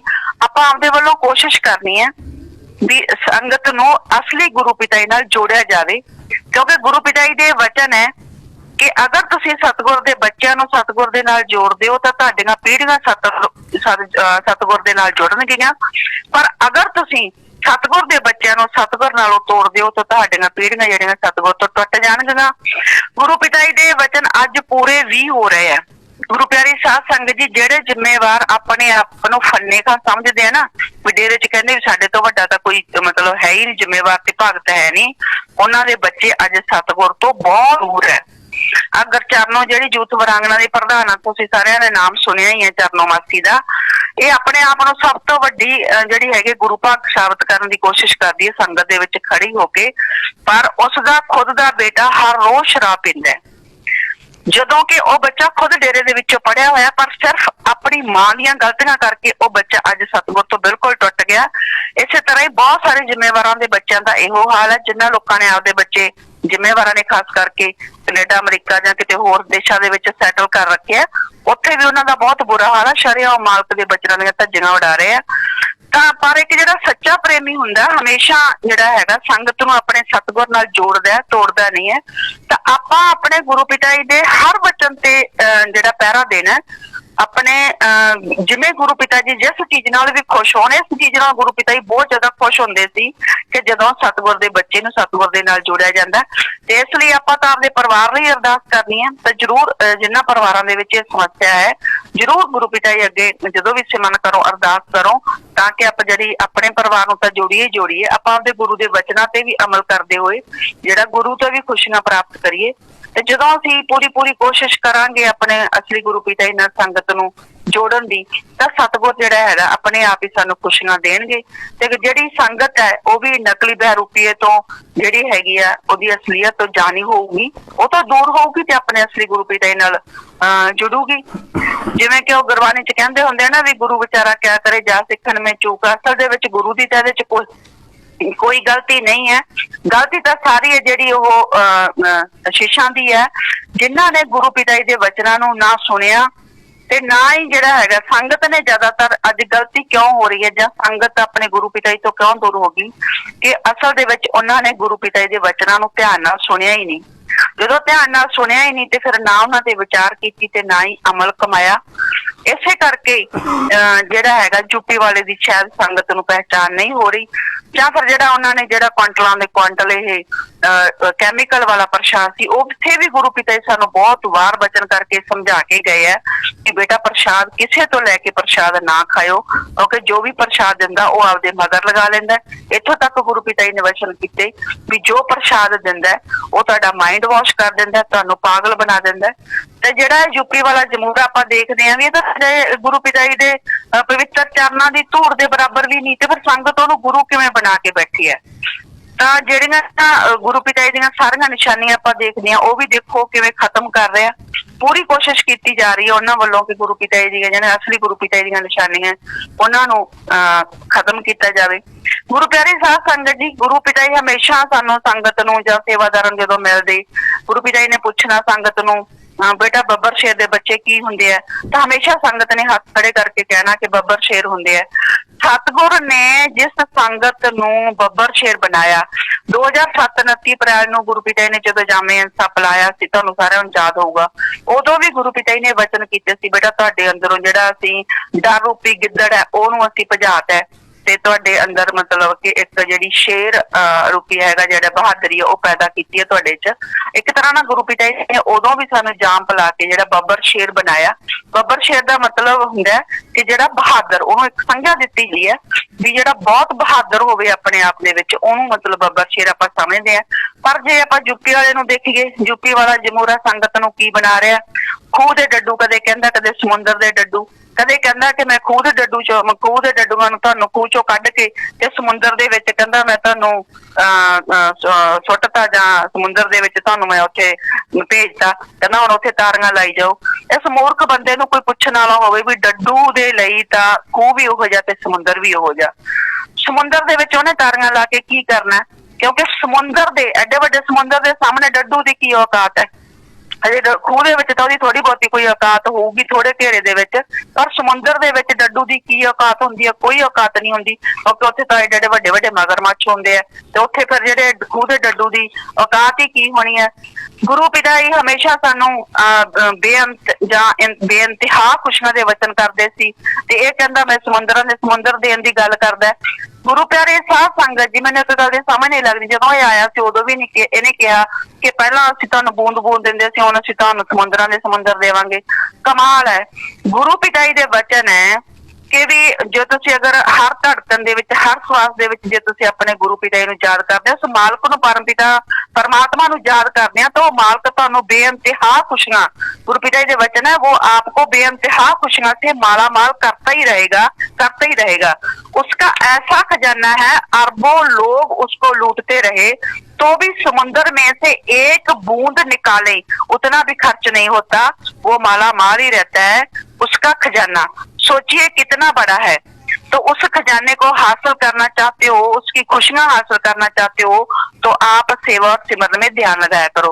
गुरु प्यारी साध संगत जी, देखो एक तो कुल मालक पारब्रह्म परमेश्वर जो अपने असली गुरु पिता ही है, वो तो कहते हैं भी समुंदर में मतलब के समुंदर में से एक बूंद निकाले, भी समुंदर दे विचों सिर्फ एक बूंद किन्नी कुछ होंदी है, समुंदर के सामने एक बूंद की कोई मतलब अहमियत ही नहीं होंदी। भी एक बूंद भी जो असीं कढदे आ तां उन्ना भी खर्च नहीं हुंदा, कहंदे भी इन्ना भी मतलब भी खर्च नहीं हुंदा, भी इन्ना वो माला माल रहिंदा, फिर भी कहंदे माला माल रहिंदा। ओहदा खजाना देखो किन्ना वड्डा खजाना, भी एक बूंद दे जिन्ना भी अगर खर्च कर दिंदा ते अरबां चाहे उहनूं लुट के भी लै जाण, गुरु पिता जी दे वचन है भी तां भी ओह जिहड़ा हैगा ओह खर्च नहीं हुंदा ते माला माल सारे रहिंदे आ। ते एक पासे इह है जिहड़ा समुंदरां दे समुंदर देई जांदा, कमाल दी गल तुसीं आप ही देख लो भी किहदा खजाना वड्डा है। एक बूंद दे जिन्ना भी जिहड़ा भावें अरबां लुट के लै जाण ते फिर भी खर्च नहीं हुंदा। एक पासे वो सच्चे सतगुर दा खजाना ते दूजे पासे नकली बैरूपी जिहड़ा समुंदर दे समुंदर देण दी कोशिश करदा, पर फिर भी असीं देखदे आ कि इन्हां दे जिहड़े हैगे चेले चापटे आ, कोई उन्हां दे विच खास फर्क नहीं है, वो तो उही नंग दे नंग है। जो कोई जदों अपने गुरु पिता जी नूं पहचान नहीं रहे तां फिर वो नंग तां रहणगे ही। गुरु पिता जी दे वचन ही है बाकी ਜਿਹੜੇ ਇਹਨਾਂ ਦੇ ਜ਼ਿੰਮੇਵਾਰ ਆ ਜਾਂ ਜਿਹੜੇ ਇਹਨਾਂ ਨੇ ਜ਼ਿਆਦਾ ਮੋਢੀ ਬਣਾ ਕੇ ਰੱਖੇ ਹੋਏ ਆ, ਜਿਨ੍ਹਾਂ ਨੇ ਡੇਰੇ ਦਾ ਖਾ ਖਾ ਕੇ ਗੁਰੂ ਪਿਤਾ ਜੀ ਕਹਿੰਦੇ ਹੁੰਦੇ ਸੀਗੇ ਵੀ ਸਾਈਕਲਾਂ ਤੋਂ ਜਿਹੜੀਆਂ ਉਡਾਰਾਂ ਤੇ ਚੜੇ ਆ, ਤਾਂ ਗੁਰੂ ਪਿਆਰੀ ਸਾਧ ਸੰਗਤ ਜੀ ਗੁਰੂ ਪਿਤਾ ਜੀ ਦੇ ਵਚਨ ਹੀ ਹੈ ਵੀ ਜਿਹੜਾ ਡੇਰੇ ਦਾ ਨਾਮ ਦੇ ਵੀ ਖਾਣ ਦਾ ਸੋਚਦੇ ਆ ਤਾਂ ਉਹਨਾਂ ਦੇ ਜਿਹੜੇ ਹੈਗੇ ਆ ਉਹ ਮੰਗ ਤੇ ਹੋ ਜਾਣਗੇ ਤੇ ਗਲੀਆਂ ਦੇ ਵਿੱਚ ਤਾੜੀਆਂ ਮਾਰਦੇ ਫਿਰਨਗੇ। ਤਾਂ ਗੁਰੂ ਪਿਆਰੀ ਸਾਧ ਸੰਗਤ ਜੀ, ਫਿਰ ਇਹ ਸਮੁੰਦਰ ਭਾਵੇਂ ਲੱਖ ਕਹਿੰਦਾ ਫਿਰ ਦੇਣ ਨੂੰ, ਜਿਹੜੇ ਅਸਲੀ ਗੁਰੂ ਪਿਤਾ ਜੀ ਦੇ ਵਚਨ ਆ, ਵਚਨ ਉਹੀ ਪੂਰੇ ਹੋਣੇ ਆ। ਜਿਨ੍ਹਾਂ ਨੇ ਚਾਹੇ ਲੱਖੇ ਕਹਿੰਦਾ ਤੇਰੇ ਮੈਂ 45 ਮੈਂਬਰਾਂ ਨੂੰ ਮਾਫ ਕਰਤਾ, ਹੱਥ ਖੜੇ ਕਰਾਂਦਾ ਫਿਰ ਕਿਸੇ ਜ਼ਿੰਮੇਵਾਰਾਂ ਨੂੰ ਮੈਂ ਮਾਫ ਕਰਤਾ, ਤਾਂ ਗੁਰੂ ਪਿਆਰੀ ਸਾਧ ਸੰਗਤ ਜੀ, ਪਰ ਜੋ ਅਸਲੀ ਗੁਰੂ ਪਿਤਾ ਜੀ ਦੇ ਵਚਨ ਹੈ ਕਿ ਡੇਰੇ ਦੀ ਮਾਇਆ ਜੇ ਕੋਈ ਖਾਣ ਦੀ ਸੋਚਦਾ ਵੀ ਹੈ ਤਾਂ ਉਹ ਮੰਗ ਤੇ ਹੋ ਜਾਣਗੇ, ਤਾਂ ਗਲੀਆਂ ਦੇ ਵਿੱਚ ਤਾੜੀਆਂ ਮਾਰਦੇ ਫਿਰਨਗੇ। ਤਾਂ ਇਹ ਜਿਹੜਾ ਸਤਿਗੁਰ ਦੇ ਸਕਦਾ ਉਹ ਵਾਪਸ ਲੈ ਵੀ ਸਕਦਾ ਹੈ। ਮੈਂ ਕਦੇ ਅੱਜ ਤੱਕ ਇਹੋ ਮਤਲਬ ਇਸ ਤਰ੍ਹਾਂ ਦੇ ਵਚਨ ਕਿਸੇ ਫਕੀਰ ਤੋਂ ਪਹਿਲਾਂ ਨਹੀਂ ਸੀ ਸੁਣੇ, ਨਾ ਪੜ੍ਹੇ ਵੀ ਨਹੀਂ ਸੀ, ਵੀ ਕਿਉਂਕਿ ਉਹਨਾਂ ਦੇ ਜ਼ਿਆਦਾਤਰ ਗ੍ਰੰਥਾਂ ਦੇ ਵਿੱਚ ਲਿਖੇ ਹੋਏ ਆ, ਤਾਂ ਕਦੇ ਨਹੀਂ ਇਹ ਵਚਨ ਪੜ੍ਹੇ ਸੀ ਕਿ ਆਪਣੇ ਹੀ ਮਤਲਬ ਸ਼ਿਸ਼ਾਂ ਨੂੰ ਕੋਈ ਵਚਨ ਇਸ ਤਰ੍ਹਾਂ ਕਰਕੇ ਵੀ ਜੋ ਦੇ ਸਕਦਾ ਉਹ ਵਾਪਸ ਵੀ ਲੈ ਸਕਦਾ। ਪਰ ਮੈਂ ਗੁਰੂ ਪਿਤਾ ਜੀ ਤੋਂ ਇਹ ਵਚਨ ਬਹੁਤ ਵਾਰ ਸੁਣੇ ਸੀ, ਤੇ ਜਦੋਂ ਵੀ ਮੈਂ ਇਹ ਗੁਰੂ ਪਿਤਾ ਜੀ ਤੋਂ ਵਚਨ ਸੁਣਦੀ ਸੀ ਤਾਂ ਹਮੇਸ਼ਾ ਹੀ ਹੈਰਾਨੀ ਹੁੰਦੀ ਸੀ ਵੀ ਅਕਸਰ ਹੀ ਗੁਰੂ ਪਿਤਾ ਸਮਝ ਨਹੀਂ ਲੱਗਦੀ ਸੀ ਉਸ ਟਾਈਮ ਵੀ ਗੁਰੂ ਪਿਤਾ ਜੀ ਇੰਨੇ ਸਖਤ ਵਚਨ ਕਿਉਂ ਕਰ ਰਹੇ ਆ। ਪਰ ਹੁਣ ਸਮਝ ਲੱਗਦੀ ਹੈ ਕਿ ਜਿਹੜੇ ਲੋਕਾਂ ਨੇ ਟਰੱਕਾਂ ਦੇ ਟਰੱਕ ਨਮਕ ਖਾ ਕੇ ਗੁਰੂ ਪਿਤਾ ਜੀ ਦਾ ਹਰਾਮ ਕਰਤਾ, ਤੇ ਜਿਹੜੇ ਲੋਕ ਜਿਹੜੇ ਪਿਤਾ ਜੀ ਕਹਿੰਦੇ ਸੀਗੇ, ਕਹਿੰਦੇ ਸਾਈਕਲ ਦੇ ਉੱਤੇ ਕਿਸੇ ਟਾਈਮ ਹੁੰਦੇ ਸੀ, ਅੱਜ ਜਹਾਜ਼ਾਂ ਦਾ ਉਡਾਰ ਭਰਦੇ ਆ, ਇੰਨੇ ਸਾਡੇ ਵੇਖਦੇ ਵੇਖਦੇ ਹੀ ਕਿਵੇਂ ਲੋਕ ਜਿਹੜੀਆਂ ਮਿਡਲ ਕਲਾਸ ਫੈਮਲੀਆਂ ਸੀ ਕਿਵੇਂ ਰਾਇਲ ਫੈਮਲੀਆਂ ਬਣ ਗਈਆਂ, ਕਿਵੇਂ ਉਹ ਅਰਬਾਂਪਤੀ ਕਰੋੜਾਪਤੀ ਬਣ ਗਏ, ਕਿਵੇਂ ਜਿਹੜੇ ਬਿਲਕੁਲ ਨੰਗ ਮਲੰਗ ਜ਼ਿੰਮੇਵਾਰ ਸੀ ਜਿਨ੍ਹਾਂ ਦਾ ਘਰੇ ਰੋਟੀ ਨਹੀਂ ਪੱਕਦੀ ਸੀ, ਕਿਵੇਂ ਉਹਨਾਂ ਨੇ ਬਾਹਰਲੇ ਦੇਸ਼ਾਂ ਦੇ ਵਿੱਚ ਆਪਣੇ ਬੱਚੇ ਸੈਟਲ ਕਰਤੇ। ਤਾਂ ਉਹ ਜਿਹੜੀ ਮਾਇਆ ਨਾ ਆਉਂਦੀ ਬਹੁਤ ਚੰਗੀ ਲੱਗਦੀ ਹੈ। ਜਿਵੇਂ ਕਬੀਰ ਸਾਹਿਬ ਨੇ ਵੀ ਮਾਇਆ ਹੋਈ ਨਾਗਰੀ ਤੇ ਜਗਤ ਰਹੀ ਡਹਿਕਾਏ, ਜੋ ਇਸ ਕੀ ਸੇਵਾ ਕਰੇ ਤਿਸ ਕੋਈ ਇਹ ਖਾਏ। ਤਾਂ ਉਹੀ ਗੱਲ ਹੈ ਜਿਹੜੀ ਇਹਦੀ ਸੇਵਾ ਕਰਦੇ ਆ ਨਾ ਅੱਜ, ਤੇ ਉਹ ਸਾਰਾ ਇਹਨੂੰ ਖਾਣੇ ਹੈ ਕਿਉਂਕਿ ਸਾਰਾ ਸੰਗਤ ਦਾ ਪੈਸਾ ਹੈ। ਗੁਰੂ ਪਿਤਾ ਜੀ ਨੇ ਇੱਕ ਵਾਰੀ ਸਲਾਵਤਪੁਰੇ ਵਚਨ ਕੀਤਾ ਸੀ, ਕਹਿੰਦੇ ਸਾਧ ਸੰਗਤ ਦੇ ਪੈਸੇ ਨੂੰ ਵੀ ਅਸੀਂ ਡੇਰੇ ਦਾ ਪੈਸਾ ਹੀ ਮੰਨਦੇ ਆ। ਤੇ ਇਸੇ ਕਰਕੇ ਜਿਨ੍ਹਾਂ ਨੇ ਸਾਧ ਸੰਗਤਾਂ ਦਾ ਜਿਹੜਾ ਪੈਸਾ ਅਰਬਾਂ ਰੁਪਈਆ ਖਾਧਾ, ਉਹਨਾਂ ਦੇ ਜੋ ਹਾਲਤ ਹੋਣੀ ਹੈ, ਜੋ ਗੁਰੂ ਪਿਤਾ ਜੀ ਦੇ ਅਸਲ ਗੁਰੂ ਪਿਤਾ ਜੀ ਦੇ ਵਚਨ ਉਹ ਜ਼ਰੂਰ ਇੱਕ ਦਿਨ ਪੂਰੇ ਹੋਣੇ ਆ। ਕਰਮ ਕਰੋਗੇ ਕੋਟੇ ਪੜेंगे ਬੜੇ ਛੋਟੇ, ਉਹ ਵੀ ਪੂਰੇ ਹੋਣੇ ਹੀ ਆ ਗੁਰੂ ਪਿਆਰੀ ਸਾਧ ਸੰਗਤ ਜੀ। ਪਰ ਜਿਹੜਾ ਸਾਧ ਸੰਗਤ ਦਾ ਦਿਮਾਗ ਹੈ ਪਤਾ ਨਹੀਂ ਕਿਉਂ ਜਿਹੜਾ ਹੈਗਾ ਬਿਲਕੁਲ ਕੰਮ ਨਹੀਂ ਕਰ ਰਿਹਾ। ਜਿਵੇਂ ਜ਼ਿੰਮੇਵਾਰ ਉਹਨਾਂ ਨੂੰ ਸਿਖਾ ਰਹੇ ਆ ਉਹ ਉਹੀ ਜਿਹੜੀ ਹੈਗੀ ਪੱਟੀ ਪੜ ਰਹੇ ਆ।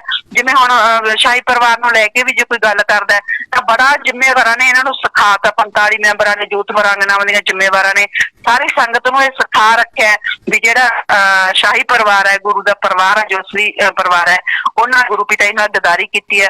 ਵੀ ਕਮਾਲ ਦੀ ਗੱਲ ਹੈ ਵੀ ਗੁਰੂ ਪਿਤਾਈ ਨੇ ਕਦੇ ਵੀ ਆਪਣੇ ਪਰਿਵਾਰ ਬਾਰੇ ਇਹੋ ਜਿਹਾ ਇੰਨਾ ਗਲਤ ਨਹੀਂ ਕਿਹਾ ਸੀ, ਪਰ ਜ਼ਿੰਮੇਵਾਰਾਂ ਬਾਰੇ ਖਾਸ ਕਰਕੇ ਜੋ ਨਾਲ ਰਹਿੰਦੇ ਹੁੰਦੇ ਸੀ ਉਹਨਾਂ ਬਾਰੇ ਗੁਰੂ ਪਿਤਾਈ ਹਮੇਸ਼ਾ ਹੀ ਕਹਿੰਦੇ ਸੀ ਬੇਟਾ ਜਿਹੜੇ ਬਹੁਤ ਜ਼ਿਆਦਾ ਨਜ਼ਦੀਕ ਹੈ ਉਹ ਚਿੱਚੜ ਹੈ, ਤੇ ਚਿੱਚੜਾਂ ਦੀਆਂ ਗੱਲਾਂ ਤੇ ਜਾਂ ਜਿਹੜੇ ਉਹ ਜ਼ਿੰਮੇਵਾਰ ਜਿਹੜੇ ਪਿਤਾਈ ਕਹਿੰਦੇ ਸੀ ਭਾਈ ਜਿਹੜੇ ਸਾਡੇ ਇਰਦ ਗਿਰਦ ਖੜੇ ਆ ਜਾਂ ਆਸ-ਪਾਸ ਖੜੇ, ਕਿਸੇ ਕਦੇ ਵੀ ਕਿਸੇ ਤੇ ਵਿਸ਼ਵਾਸ ਨਾ ਕਰੋ, ਸਤਿਗੁਰ ਸਿਰਫ ਇੱਕ ਸਤਿਗੁਰ ਹੀ ਹੁੰਦਾ ਹੈ। ਉਹਨਾਂ ਜ਼ਿੰਮੇਵਾਰਾਂ ਤੇ ਤਾਂ ਸੰਗਤ ਅੱਜ ਵਿਸ਼ਵਾਸ ਕਰ ਰਹੀ ਹੈ, ਪਰ ਅਸਲ ਦੇ ਵਿੱਚ ਸਾਰੇ ਸ਼ਾਹੀ ਪਰਿਵਾਰ, ਚਲੋ ਠੀਕ ਹੈ ਆਪਾਂ ਬੱਚਿਆਂ ਨੂੰ ਕਹਿ ਸਕਦੇ ਹਾਂ ਵੀ ਕੋਈ ਉਹਨਾਂ ਤੋਂ ਗਲਤੀ ਹੋ ਗਈ ਹੋਣੀ ਹੈ, ਪਰ ਗੁਰੂ ਮਾਂ ਨੂੰ ਵੀ ਸਾਧ ਸੰਗਤ ਗਦਾਰ ਕਹਿਣ ਲੱਗ ਗਈ। ਕਿੰਨਾ ਦੁੱਖ ਹੁੰਦਾ ਇਹ ਸੁਣ ਕੇ ਵੀ ਗੁਰੂ ਮਾਂ ਨੂੰ ਵੀ ਵਿੱਚ ਹੀ ਇਹ ਕਿਹਾ ਜਾ ਰਿਹਾ ਵੀ ਹਾਂ ਗੁਰੂ ਮਾਂ ਨੇ ਵੀ ਪਿਤਾ ਜੀ ਨਾਲ ਗਦਾਰੀ ਕਰਤੀ। ਅੱਛਾ, ਇੱਕ ਕੱਲੀ ਹਨੀਪ੍ਰੀਤ ਹੀ ਸਾਰੀ ਜਿਹੜੀ ਰਹਿ ਗਈ ਬੜੀ ਇਮਾਨਦਾਰ ਰਹਿ ਗਈ, ਤੇ ਉਹਨੇ ਹਨੀਪ੍ਰੀਤ ਹੀ ਹੈ ਜਿਹੜੀ ਸਿਰਫ ਪਿਤਾ ਜੀ ਦੀ ਸਾਂਭ ਸੰਭਾਲ ਕਰਦੀ ਹੈ। ਸਾਧ ਸੰਗਤ ਦੇ ਦਿਮਾਗ ਦੇ ਵਿੱਚ ਜਿਹੜੀ ਪੁੱਠੀ ਪੱਟੀ ਪੜਾ ਦਿੱਤੀ ਗਈ ਹੈ ਸੇਵਾਦਾਰਾਂ ਵੱਲੋਂ, ਖਾਸ ਕਰਕੇ ਜੂਥ ਵਰਾਂਗਨਾਵਾਂ ਵੱਲੋਂ, ਬਹੁਤ ਹੀ ਹੈਗੀ ਹੈ। ਗੁਰੂ ਪਿਆਰੀ ਸਾਧ ਸੰਗਤ ਜੀ ਤੁਸੀਂ ਆਪ ਸੋਚੋ, ਗੁਰੂ ਪਿਤਾ ਜੀ ਕਿੰਨੇ ਵਚਨ ਕਰਦੇ ਹੁੰਦੇ ਸੀ ਮਾਤਾ ਜੀ ਨੂੰ ਲੈ ਕੇ। ਮਾਤਾ ਜੀ ਨੂੰ ਲੈ ਕੇ ਹਮੇਸ਼ਾ ਗੁਰੂ ਪਿਤਾ ਜੀ ਕਹਿੰਦੇ ਹੁੰਦੇ ਸੀ ਵੀ ਮਾਤਾ ਜੀ ਹੈ ਜਿਹੜੇ ਹਮੇਸ਼ਾ ਜਿਹੜੇ ਇੱਕ ਵਾਰ ਤੁਹਾਨੂੰ ਯਾਦ ਹੋਊਗਾ ਗੁਰੂ ਪਿਤਾ ਜੀ ਨੇ ਮਾਤਾ ਜੀ ਦਾ 9 ਅਗਸਤ ਜਦੋਂ ਜਨਮ ਦਿਨ ਸੀ ਉਹ ਮਨਾਇਆ ਸੀ, ਤਾਂ ਮਾਤਾ ਜੀ ਉੱਥੇ ਚੇਅਰ ਤੇ ਬੈਠੇ ਸੀ ਸਾਹਮਣੇ, ਤਾਂ ਪਿਤਾ ਜੀ ਨੇ ਸਾਨੂੰ ਕਿੰਨੀਆਂ ਮਾਤਾ ਜੀ ਦੀਆਂ ਗੱਲਾਂ ਸੁਣਾਈਆਂ ਸੀ। ਤਾਂ ਪੂਜਨੀਕ ਮਾਤਾ ਜੀ ਦੇ ਜਨਮ ਦਿਵਸ ਤੇ ਜਦੋਂ ਪਿਤਾ ਜੀ ਵਚਨ ਕਰ ਰਹੇ ਸੀ ਤਾਂ ਉਹਨਾਂ ਨੇ ਵਚਨ ਕੀਤੇ ਸੀ ਕਿ ਮਾਤਾ ਜੀ ਬਹੁਤ ਸਚਿਆਰੇ ਹਨ, ਕਿਉਂਕਿ ਮਾਤਾ ਜੀ ਦੇ ਹਰ ਕੰਮ ਬਹੁਤ ਮਸ਼ਹੂਰ ਸੀ, ਕਾਬਲੇ ਤਾਰੀਫ ਹੁੰਦਾ ਸੀ, ਉਸ ਚ ਸਫਾਈ ਹੁੰਦੀ ਸੀ। ਜਿਵੇਂ ਕਹਿੰਦੇ ਹਨ ਕਿ ਮਾਂ ਦੀ ਹਰ ਚੀਜ਼ ਯਾਦ ਰਹਿੰਦੀ ਹੈ, ਉਹ ਮਾਂ ਜੋ ਗੁਰੂ ਦੀ ਤਰਫ ਲਗਾਏ, ਅਸੀਂ ਹਮੇਸ਼ਾ ਆਪ ਨੂੰ ਉਸ ਮਾਂ ਬਾਪ ਦਾ ਹੱਦ ਤੋਂ ਜ਼ਿਆਦਾ ਸਤਿਕਾਰ ਕਰਨ ਲਈ ਕਹਿੰਦੇ ਆ। ਜੋ ਤੁਹਾਨੂੰ ਭਗਵਾਨ ਸਤਿਗੁਰ ਦੀ ਤਰਫ ਲਗਾਏ ਉਹਨਾਂ ਦਾ ਸਤਿਕਾਰ ਕਰੋ, ਇੱਜ਼ਤ ਕਰੋ, ਤਾਂ ਗੁਰੂ ਵੀ ਤੁਹਾਡੇ ਤੇ ਜ਼ਰੂਰ ਖੁਸ਼ ਹੋਵੇਗਾ। ਦੇਖੋ ਇੱਕ ਪਾਸੇ ਤਾਂ ਸਾਨੂੰ ਗੁਰੂ ਸਾਡਾ ਸਤਿਗੁਰ ਸਾਨੂੰ ਕੀ ਸਿੱਖਿਆ ਦਿੰਦਾ ਹੈ ਕਿ ਜਿਹੜਾ ਮਾਂ ਬਾਪ ਤੁਹਾਨੂੰ ਗੁਰੂ ਨਾਲ ਜੋੜਦਾ, ਸਤਿਗੁਰ ਨਾਲ ਜੋੜਦਾ, ਤੁਸੀਂ ਅਗਰ ਉਹਨਾਂ ਦਾ ਸਤਿਕਾਰ ਕਰਦੇ ਆ ਤਾਂ ਸਤਿਗੁਰ ਤੁਹਾਡੇ ਤੇ ਖੁਸ਼ ਹੋਵੇਗਾ। ਸਾਨੂੰ ਪਿਤਾ ਇਹ ਸਿੱਖਿਆ ਦੇ ਰਹੇ ਆ ਆਪਣੇ ਮਾਂ-ਬਾਪ ਦਾ, ਉਸ ਮਾਂ-ਬਾਪ ਦਾ ਸਤਿਕਾਰ ਕਰਨ ਦਾ ਜਿਨ੍ਹਾਂ ਨੇ ਸਾਨੂੰ ਗੁਰੂ ਪਿਤਾ ਜੀ ਨਾਲ ਜੋੜਿਆ ਜਾਂ ਸਤਿਗੁਰ ਨਾਲ ਜੋੜਿਆ। ਤਾਂ ਉੱਥੇ ਗੁਰੂ ਮਾਂ ਦੀ ਵੀ ਗੁਰੂ ਪਿਤਾ ਜੀ ਬਹੁਤ ਜ਼ਿਆਦਾ ਪ੍ਰਸ਼ੰਸਾ ਕਰ ਰਹੇ ਆ। ਤਾਂ ਕਮਾਲ ਦੀ ਗੱਲ ਹੈ, ਅੱਜ ਯੂਪੀ ਵਾਲੇ ਬਹਿਰੂਪੀਏ ਦੇ ਮਗਰ ਲੱਗ ਕੇ ਜਾਂ 2 ਕੌਡੀ ਦੀ ਜਨਾਨੀ ਦੇ ਮਗਰ ਲੱਗ ਕੇ ਤੇ ਜਾਂ ਜਿਹੜੇ ਧੋਖੇ ਤੇ ਝੂਠੇ ਜਿਹੜੇ ਸੀਗੇ ਦਗਾਬਾਜ਼ ਗਦਾਰ ਕਿਸਮ ਦੇ ਜ਼ਿੰਮੇਵਾਰ, ਇਹਨਾਂ ਦੇ ਮਗਰ ਲੱਗ ਕੇ ਅੱਜ ਸੰਗਤ ਗੁਰੂ ਮਾਂ ਨੂੰ ਵੀ ਗਦਾਰ ਕਹਿਣ ਲੱਗ ਗਈ। ਕਿੰਨੀ ਸ਼ਰਮ ਦੀ ਗੱਲ ਹੈ, ਸ਼ਰਮ ਹੋਣੀ ਚਾਹੀਦੀ ਹੈ ਸੰਗਤ ਨੂੰ ਵੀ ਤੁਸੀਂ ਫਿਰ ਗੁਰੂ ਪਿਤਾ ਜੀ ਨੂੰ ਕੀ ਪਹਿਲਾਂ ਪਤਾ ਨਹੀਂ ਸੀ ਵੀ ਉਹਨਾਂ ਦੀ ਮਾਂ ਉਹਨਾਂ ਦੇ ਆਉਣ ਵਾਲੇ ਟਾਈਮ ਚ ਗਦਾਰੀ ਕਰੂਗੀ। ਫਿਰ ਗੁਰੂ ਪਿਤਾ ਜੀ ਉਹਨਾਂ ਦੇ ਪ੍ਰਸ਼ੰਸਾ ਦੇ ਵਿੱਚ ਇੰਨੇ ਸ਼ਬਦ ਕਿਉਂ ਕਹਿੰਦੇ ਸੀ? ਫਿਰ ਗੁਰੂ ਪਿਤਾ ਜੀ ਨੇ ਮਾਤਾ ਜੀ ਦੇ ਪ੍ਰਸ਼ੰਸਾ ਦੇ ਵਿੱਚ ਇੱਕ ਗ੍ਰੰਥ ਦੇ ਵਿੱਚ ਜਿਹੜਾ ਨਵਾਂ ਗ੍ਰੰਥ ਆਇਆ ਹੋਇਆ, ਉਸ ਗ੍ਰੰਥ ਦੇ ਵਿੱਚ ਮੈਂ ਇੱਕ ਵਾਰ ਪੜ੍ਹ ਕੇ ਸੁਣਾਇਆ ਵੀ ਸੀ ਮਾਤਾ ਜੀ ਦੇ ਜਨਮ ਦਿਨ ਤੇ ਉਸ ਗ੍ਰੰਥ ਦੇ ਵਿੱਚ ਪੂਰਾ ਸ਼ਬਦ ਸਿਰਫ ਗੁਰੂ ਮਾਂ ਤੇ ਲਿਖਿਆ ਹੋਇਆ। ਤੇ ਗੁਰੂ ਪਿਆਰੀ ਸਾਧ ਸੰਗਤ ਜੀ ਸਾਡਾ ਸਤਿਗੁਰ ਦੋਗਲਾ ਨਹੀਂ ਹੋ ਸਕਦਾ। ਇਹ 2 ਕੌਡੀ ਦੀ ਜਨਾਨੀ ਤੇ ਜਿਹੜਾ ਬਹਿਰੂਪੀਆ ਜਮੂਰਾ ਆਇਆ ਤੇ ਸਾਰੇ ਜ਼ਿੰਮੇਵਾਰਾਂ ਨੇ ਰਲ ਕੇ ਗੁਰੂ ਪਿਤਾ ਜੀ ਇੰਨੀ ਮਹਾਨ ਸ਼ਖਸੀਅਤ ਨੂੰ ਇਹਨਾਂ ਨੇ ਬਹੁਤ ਜ਼ਿਆਦਾ ਜਿਹੜਾ ਹੈਗਾ ਨੀਚਾ ਕਰਨ ਦੀ ਕੋਸ਼ਿਸ਼ ਕਰ ਰਹੇ ਆ। ਲਗਾਤਾਰ ਇਹ ਲੋਕਾਂ ਨੂੰ ਇਹ ਦੱਸਣ ਦੀ ਕੋਸ਼ਿਸ਼ ਕਰ ਰਹੇ ਆ ਵੀ ਗੁਰੂ ਦੋਗਲਾ ਹੈ। ਗੁਰੂ ਪਿਆਰੀ ਸਾਧ ਸੰਗਤ ਜੀ ਅਗਰ ਤੁਸੀਂ ਦਿਲ ਦੇ ਵਿੱਚ ਥੋੜਾ ਜਿਹਾ ਵੀ ਇਹ ਸਮਝਦੇ ਆ ਕਿ ਜਿਹੜੀ ਗੁਰੂ ਮਾਂ ਹੈ ਉਹ ਗਦਾਰ ਹੈ, ਇਹਦਾ ਮਤਲਬ ਤੁਸੀਂ ਆਪਣੇ ਗੁਰੂ ਪਿਤਾ ਜੀ ਤੇ ਇਹ ਦੋਸ਼ ਲਾ ਰਹੇ ਦੋਗਲੇ ਹੋਣ ਦਾ, ਕਿਉਂਕਿ ਗੁਰੂ ਪਿਤਾ ਜੀ ਨੇ ਹਮੇਸ਼ਾ ਹੀ ਮਾਤਾ ਜੀ ਦਾ ਔਰ ਪੁਸ਼ਨਿਕ ਬਾਪੂ ਜੀ ਦਾ ਬਹੁਤ ਜ਼ਿਆਦਾ ਸਤਿਕਾਰ ਕੀਤਾ ਤੇ ਹਮੇਸ਼ਾ ਉਹ ਸਤਿਕਾਰ ਕਰਦੇ ਆ ਤੇ ਸਾਨੂੰ ਵੀ ਉਹ ਸਤਿਕਾਰ ਕਰਨ ਲਈ ਕਹਿੰਦੇ ਆ। ਜਿਹੜਾ ਗੁਰੂ ਪਿਤਾ ਜੀ ਹਮੇਸ਼ਾ ਇੱਕ ਗੱਲ ਇਹ ਵੀ ਕਹਿੰਦੇ ਸੀ, ਬੇਟਾ ਸੀ ਇਸ ਸਟੇਜ ਤੇ ਬੈਠ ਕੇ, ਸ਼ਾਹੀ ਸਟੇਜ ਤੇ ਬੈਠ ਕੇ ਕਦੇ ਝੂਠ ਨਹੀਂ ਬੋਲਦੇ। ਤੇ ਫਿਰ ਕਮਾਲ ਦੀ ਗੱਲ ਹੈ, ਤੇ ਫਿਰ ਅੱਜ ਸਾਡੇ ਗੁਰੂ ਪਿਤਾ ਜੀ ਨੂੰ ਕਿਉਂ ਇਸ ਤਰ੍ਹਾਂ ਜਿਹੜਾ ਹੈਗਾ ਦੋਗਲਾ ਦਿਖਾਇਆ ਜਾ ਰਿਹਾ? ਕਿਉਂ ਇਹ ਲੋਕ ਕਿਉਂ ਨਹੀਂ ਸਾਧ ਸੰਗਤ? ਘੱਟੋ ਘੱਟ ਉਹ ਲੋਕਾਂ ਨੂੰ ਤਾਂ ਦੇਖੋ ਜੀ ਜਿਨ੍ਹਾਂ ਨੂੰ ਗੁਰਗੱਦੀ ਚਾਹੀਦੀ ਸੀ ਉਹਨਾਂ ਨੇ ਗੁਰਗੱਦੀ ਲੈ ਲਈ ਹੈ, ਉਹ ਇੰਡਾਇਰੈਕਟਲੀ ਗੁਰਗੱਦੀ ਦੇ ਮਾਲਕ ਬਣਦੇ ਆ। ਜਿਨ੍ਹਾਂ ਨੂੰ ਜ਼ਮੀਨ ਜਾਇਦਾਦ ਚਾਹੀਦੀ ਸੀ, ਡੇਰੇ ਦੀ ਚੌਧਰ ਚਾਹੀਦੀ ਸੀ, ਉਹਨਾਂ ਨੂੰ ਸਭ ਕੁਝ ਮਿਲ ਗਿਆ।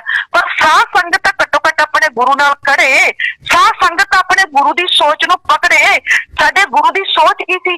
ਸਾਡੇ ਗੁਰੂ ਪਿਤਾ ਜੀ ਤੇ ਇੱਥੋਂ ਤੱਕ ਸਾਨੂੰ ਸਿੱਖਿਆ ਦਿੰਦੇ ਸੀ, ਬੇਟਾ ਅਗਰ ਤੁਹਾਡੇ ਮਾਂ-ਬਾਪ ਨੇ ਤੁਹਾਨੂੰ ਨਹੀਂ ਵੀ ਜੋੜਿਆ ਸਤਿਗੁਰ ਦੇ ਨਾਲ ਜਾਂ ਉਸ ਰਾਮ ਨਾਮ ਅੱਲਾ ਦੇ ਨਾਲ, ਤਾਂ ਫਿਰ ਵੀ ਤੁਸੀਂ ਉਹਨਾਂ ਦਾ ਆਦਰ ਸਤਿਕਾਰ ਕਰਨਾ ਹੈ, ਫਿਰ ਵੀ ਤੁਸੀਂ ਉਹਨਾਂ ਦਾ ਆਦਰ ਸਤਿਕਾਰ ਕਰਨਾ ਹੈ।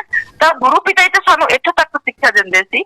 ਤਾਂ ਗੁਰੂ ਪਿਆਰੀ ਸਾਧ ਸੰਗਤ ਜੀ ਅੱਜ ਉਹੀ ਗੁਰੂ ਆਪਣੀ ਮਾਂ ਨੂੰ ਕੀ ਉਹ ਇੱਕ ਦਿਨ ਲਈ ਵੀ ਯਾਦ ਨਹੀਂ ਕਰੂਗਾ? ਕਿ ਇਹ 4 ਵਾਰੀ ਯੂਪੀ ਵਾਲਾ ਬਹਿਰੂਪੀਆ ਆਇਆ, ਤੁਸੀਂ ਦੇਖ ਕੇ ਹੈਰਾਨ ਹੋਵੋਗੇ ਇੰਨੇ ਭੰਡਾਰੇ ਕੀਤੇ ਉਹਨੇ, ਇੱਕ ਵੀ ਭੰਡਾਰੇ ਦੇ ਵਿੱਚ ਤੁਸੀਂ ਕਿਤੇ ਗੁਰੂ ਮਾਂ ਦੇ ਦਰਸ਼ਨ ਕੀਤੇ? ना साध संगत ने कदे ये अर्ज की भी मतलब कि सानू गुरु मां दे दर्शन करवाए जान। गुरु प्यारी साध संगत जी, मां की जिहड़ी महानता है ना ਉਹਨੂੰ ਤੁਸੀਂ ਕਦੇ ਵੀ ਘੱਟ ਨਹੀਂ ਕਰ ਸਕਦੇ, ਤੇ ਖਾਸ ਕਰਕੇ ਗੁਰੂ ਮਾਂ ਦੀ ਜਿਹੜੀ ਮਹਾਨਤਾ ਹੈ ਉਹਨੂੰ ਤੁਸੀਂ ਇਸ ਤਰ੍ਹਾਂ ਇਹਨਾਂ ਜਿਹੜੇ ਹੈਗੇ ਆ, ਜਿਹੜੇ ਇਹ ਗਦਾਰਾਂ ਦੇ ਪਿੱਛੇ ਲੱਗ ਕੇ ਜਾਂ 2 ਕੌਡੀ ਦੀ ਜਨਾਨੀ ਦੇ ਪਿੱਛੇ ਲੱਗ ਕੇ, ਉਹ 2 ਕੌਡੀ ਦੀ ਜਨਾਨੀ ਤਾਂ ਆਪਣੇ ਆਪ ਨੂੰ ਸਭ ਤੋਂ ਵੱਡਾ ਭਗਤ ਸਾਬਤ ਕਰਨ ਚ ਲੱਗੀ ਹੋਈ ਹੈ। ਉਹ ਤਾਂ ਮਤਲਬ ਸੰਗਤ ਦੇ ਦਿਮਾਗ ਚ ਉਹਨੇ ਤਾਂ ਇਹ ਬਿਠਾ ਰੱਖਿਆ ਵੀ ਮਾਂ ਹੀ ਸਭ ਤੋਂ ਵੱਡੀ ਭਗਤ ਹੈ, ਬਾਕੀ ਸਾਰਾ ਪਰਿਵਾਰ ਚਾਹੇ ਗੁਰੂ ਮਾਂ ਹੀ ਕਿਉਂ ਨਾ ਹੋਵੇ। ਇੱਥੋਂ ਤੱਕ ਕਿ ਉਹਨੇ ਤੇ ਬਾਪੂ ਜੀ ਦਾ ਨਾਂ ਹੀ ਮਿਟਾਤਾ। ਬਾਪੂ ਜੀ ਦੇ ਨਾਂ ਦੀ ਜਗ੍ਹਾ ਤੇ ਉਹਨੇ ਮਤਲਬ ਕਿ परम पिता और शास्त्रनाम जी महाराज, सतनाम जी महाराज ते परम पिता जी का सने महाराज का शिष्य लिखवाता। गुरु प्यारी साध संगत जी, उस जनानी तो तुसी की उम्मीद रखते हैं? गुरु पिता जी ने 50 साल की उम्र तक तो अपने पूजनिक बापू जी का नाम जो आधार कार्ड तो या किसी होर चीज तो मिटाया नहीं, पर अज इस 2 कौड़ी की जनानी ने तो खत्म करता ना। सारा शाही परिवार बाहर भेज के बहुत ज्यादा खुश है। ਇਹਨੂੰ ਐ ਲੱਗਦਾ ਵੀ ਮੈਂ ਪਤਾ ਨਹੀਂ ਕਿੰਨੀ ਕੁ ਵੱਡੀ ਜੰਗ ਜਿੱਤ ਲਈ। ਪਰ ਗੁਰੂ ਪਿਆਰੀ ਸਾਧ ਸੰਗਤ ਜੀ, ਜੋ ਕੁਝ ਹੋ ਰਿਹਾ ਉਸ ਅਕਾਲ ਪੁਰਖ ਦੇ ਹੁਕਮ ਦੇ ਵਿੱਚ ਹੀ ਹੋ ਰਿਹਾ। ਜਿਹੜਾ ਇਹ ਜਮੂਰਾ ਹੈ, ਕਾਲ ਮਹਾਕਾਲ ਸਤਿਗੁਰ ਦੇ ਸਾਹਮਣੇ ਜਮੂਰਾ ਹੀ ਹੈ। ਯਕੀਨ ਰੱਖੋ, ਕਿਉਂਕਿ ਗੁਰੂ ਪਿਤਾ ਜੀ ਦੇ ਵਚਨ ਹੈ ਇਹ ਵੀ शास्त्रनाम जी के अगे जिहड़ा है जमूर है, तो शास्त्रनाम जी कौन है? खुद सतगुर ही है। तो गुरु प्यारी साध संगत जी, ये जमूरे की इन्नी औकात नहीं है कि जिन्ना इन्हें गुरु मां नूं नीचा करने की कोशिश की है, ये नीचा कर सके। साडे जो असली प्रेमी है उन्हां दे दिलां दे विच हमेशा ही गुरु मां दे लई सत्कार रहूगा, क्योंकि गुरु मां की कुर्बानी जिहड़ी बहुत वड्डी कुर्बानी है। 18 साल का बच्चा अपना अर्पण कर देना, 18 साल दी मतलब के बाद होना ते 23 साल की उम्र का जदों होया तो गुरु नूं अर्पण कर देना। तो गुरु प्यारी साध संगत जी, बहुत वड्डी कुर्बानी है। साडा तां गुरु मां दे अगे हमेशा जिहड़ा सिर झुकदा रहेगा। ये लोग जिहड़े 2 कौडी दे जिहड़े गुरु पिता जी ने वचन ही गुरगद्दी नूं लैके कीते होए आ कि मैं आऊं कि तू आऊं, मर गए गद्दी ते आउण जाण वाले। ਇਹਦਾ मतलब मैं आऊं ते तू आऊं ਦਾ मतलब कि बहुत सारे लोग है जिहड़े गुरगद्दी ते बैठना चाहते हैं। ये भी गुरु पिता जी के वचन है कि कईयों के अंदर गुरगद्दी को लेकर बच्चे बने हुए हैं। तो गुरु प्यारी साध संगत जी, कईयों का मतलब की हुंदा है? जो एक नहीं है, वो कली हनीप्रीत नहीं है, जो हरकेश दड़बा नहीं है। तो गुरु प्यारी साध संगत जी, जेडे बहुत सारे होर भी लोग है जेडे ये सारे अंदर जेडे हुणे ग्रुप बने बैठे है, जिन्ने भी वड्डे अपने आप नूं खन्ने खा समझ रहे हैं, वो एक गल हनीप्रीत जरूर इस गल नूं समझ रहे। मैं पहला भी कहा सी, जिन्ना पर उपकार गुरु पिता जी ने इन्हां लोकां ते कीता है ना, गुरु पिता जी ने इन्हां नूं बिल्कुल जमीन तो चुक के आसमान ते बिठाया। गुरु पिता जी की वजह नाल अज इन्हां लोकां नूं संगत फायदा करदी है। गुरु पिता जी ने ही इन्हां नूं जिहड़ा कख तो लख बनाया। जदों ये लोग गुरु पिता जी दे नाल नहीं खड़े, गुरु पिता जी दे नाल गदारी कर गए, तां फिर हनीप्रीत किहड़े खेत दी मूली है? ये की सोचदे है? ये की सोचदी है भी इहदे आले दुआले इहदे नाल वफादारी करनगे?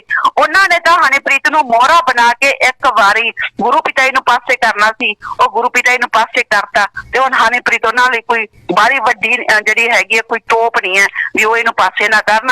इसे करके जिहड़ा ਇਹਦਾ ਇੰਨਾ हंकार है, ਇਹ ਤਾਂ ਉਹ मालक है दुर्योधन ਦੀ तरह ਇਹਦਾ हंकार ਵਧਾ ਰਿਹਾ, ਜਿਹੜਾ आसे पासे वाले ਉਹਨਾਂ ਦਾ भी हंकार वध ਰਿਹਾ। ਤਾਂ गुरु प्यारी साध संगत जी, ਆਪਾਂ ने सिर्फ ते सिर्फ संगत ਨੂੰ असली गुरु पिता जी नाल जोड़ना।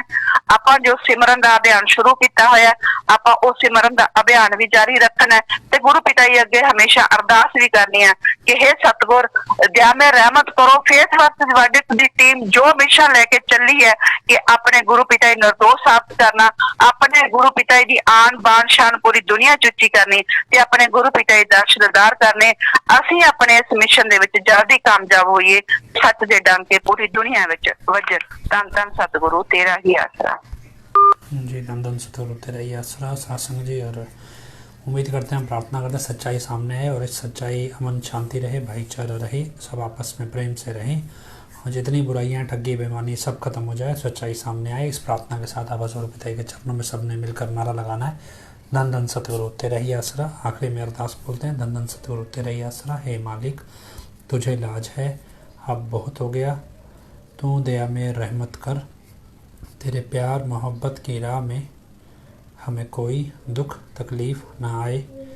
तू ऐसी रहमत बख्श, वह सबको सुमति दे, किस तरह से देनी है यह तो सब जानता है, जिसको जैसे देनी है वैसी दे, वो तेरी मर्जी। धन धन सतगुरु तेरा ही आसरा।